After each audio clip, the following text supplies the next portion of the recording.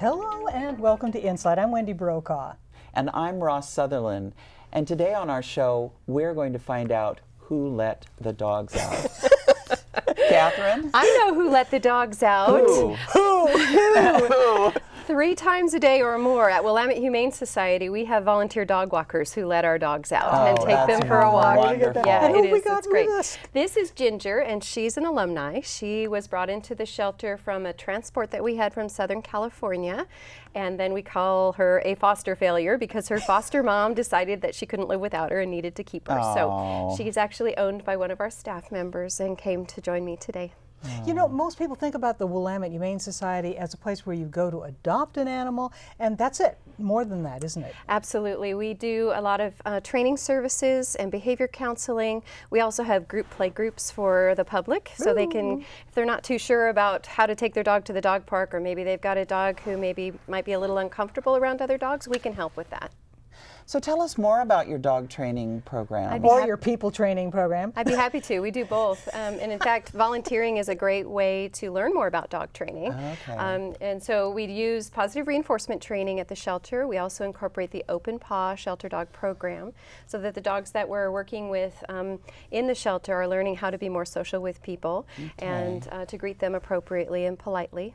And we also do family dog manners classes and working on dogs that might have a few problems in the home, whether it might be jumping on people when they come in the door, or perhaps they're nervous around certain groups of people. We can help them overcome those fears, and through behavior counseling and coaching the owners how to work with the dogs, we can help. Well, and that's really important because you were saying before we started the show that you were saying that a lot of times if people are having behavioral problems with their pets, they're more likely to donate them to the Humane Society. Yeah, relinquish them. Exactly. And that does happen quite a bit. When dogs are relinquished, a lot of times we'll get reasons like a behavioral problem that can be handled in training, especially if we can start with a younger dog. We also have puppy classes there. And the whole reason behind the way that I created those puppy classes was I looked at relinquishment statistics and found out why the dogs were being surrendered when they hit adolescence.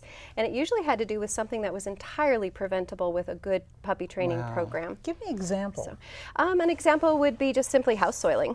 Just not being able to get through to the dog that there's an appropriate place to take care of your business, and it's not the living room or the dining room. And that's so easy to fix with puppies. Well, and that's wonderful because you would think that you would know all of these, but people aren't born with the dog training skills. I mean, it's really something that you need to learn and, That's right. and work on. I really enjoy teaching people. In fact, we also teach students through Chemeketa Community College for the professional dog trainers course there at the Humane Society as well. Wow. So I really enjoy counseling people and counseling trainers how to become better teachers of people so that we can reduce shelter populations and help people keep the dogs that they started with and that they enjoyed. They enjoyed them at some point. We want to help them enjoy them more. Girl, oh, you want to be a movie star, dog. Look at you. Oh, look at You're that. so cute. That's so cute, Gingy. So training is really being consistent, isn't it? More than it is. I mean, you can't just do it once and expect the dog to. That's right. Yeah. It's just like, did you learn how to use a keyboard ever typing? You know, did you know the first time you sat down and it was all easy after that? No. Yeah. Even if somebody said, here's the A key, here's the B key, you still needed to practice and get that muscle memory. Dog Okay. training is just the same. So what we Okay. want them to do is sort of get muscle memory for the context of whatever behavior is desired. So for Okay. example, if you have a dog that likes to jump on people for Oh, yeah. greeting, yeah, that happens a lot. A lot of people, and frankly, some of us like it, right? Well, and we it's want to kinda say, Yeah, oh, it's come like, here, come here, dog, come you know, on, yay. huggy. Oh, it's Yeah, so but much fun. Unless Yeah. it's And a then Norwegian elk hound, Yeah, then you no. worry about, you know. you see this dog, and she's getting treats for this, she's getting attention for this, and why wouldn't she do it? Right? And so a lot of people will get this far, and then they'll say, okay, well, for some people, we don't want you to jump. And Yeah, they don't forget jump on that grandma, you know, who's right. 98 Or if I'm pounds. wearing nice clothes, Yes. Yeah, right. don't jump then. Yeah. So what I prefer to teach people is if we can teach the dog the pattern of greeting everyone with a sit, then you can ask her to come jump on you afterwards. that sounds Super good. simple. So it's just as simple as teaching the dog to approach, and I'm going to take a little treat here and lure her up. And as I lure that head up, that bottom will slide right down. So this is a powerful magnet. You didn't know that chicken could be a magnet, but if I move this treat any old which way, a hungry dog is going to come after that chicken.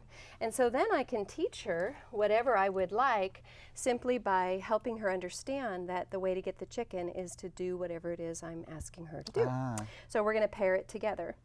So simply luring up and into that sit every time she approaches someone. Up and into the sit. A lot of people will get as far as the dog jumps on them and then they tell them to sit. Right. Well, then the dog connects those two things. They say, they jump I'll jump first and then sit. yeah. And so what I want And to I'm do, doing it right, and it's all wrong. there we go. Good job. That's a You did smart it. dog. So Look at what that. is your training in this? How did I learn how to do this? How did you learn how to do this? That's an excellent question. Yeah. I was lucky enough to grow up doing this. I had parents who were both trainers, and my mom was a search and rescue dog trainer, and my dad was a police officer with a canine partner. Oh, wow. Good. And then I became a vet them. tech, and then I went into it Okay. professionally, and I worked for other trainers and mentored with people. And then I was in the behavior department at Purdue University and worked with them for a while and had my own business okay. and on and on and on. That's a So, whole show in yeah, itself, it is. right? It's a long story. Yeah. Hello. Did you look at you. You did such a fantastic job. She was great. Beauty. Oh, look at you. She says, I want to be in pictures. Hey, you're a star. Look at you. Oh. Good girl, Ginger. Yeah. I mentioned a little bit about do you train people, because how do you train people not to let their dog bark all night? Oh, that's really interesting. Do you have a neighbor? Are we talking about? Okay. We won't disclose that information. Yes, really. No, but I have heard. I've heard I've people heard this that problem. have, yes, People people have that had have problems with that. You know, so much of behavior problems is really just management. It's helping to set the animals up for success and educating the owners that there's a better way to keep your animal than outside chained to a tree all night. If we just simply bring them in and give them a warm place to sleep, or if we give them things to do during the day so they're tired at night and they'll actually sleep. So there's lots to be done when we look at the dog as a dog himself and not as a decoration for the yard or a decoration for yourself. So we want Or an extension of yourself. Right. We want the dogs to be seen as who they are and understood for what they're saying through their own dog body language. They are communicating to us all the time, so we can help owners understand that and then set them up for success. Well, and owning a pet is really a responsibility. You don't just feed and water and Right. and That's the mission we're on, is helping people Yeah. understand that training is just as important as the other necessary things. Wow. That keeping them in the home really does require at least some level of training. And the dogs are learning all the time. We may as well be teaching them the right things that we want them to learn. that's a good I point. can see why you have the job that you have. That's Well, just yeah. great. How do people get in touch with your program if they want to know more? Yeah, easy. They can just locate us on the website. We have the Humane Society website, and through the services drop down there, you can locate the training calendar and all the classes that we have available, or simply email us at behavior@whs4pets.org. Well, thank you so much for coming here with Ginger. You're a great dog. You're the cutest dog. There we Could go. you Good girl. say hi? Say thank you so much to. Who's it? Thank you for all that you did. If you hold your hand up like that, she will give you a high Oh. five. There we go. Good job. Oh, you're so sweet. And thank you for joining us today on InSight.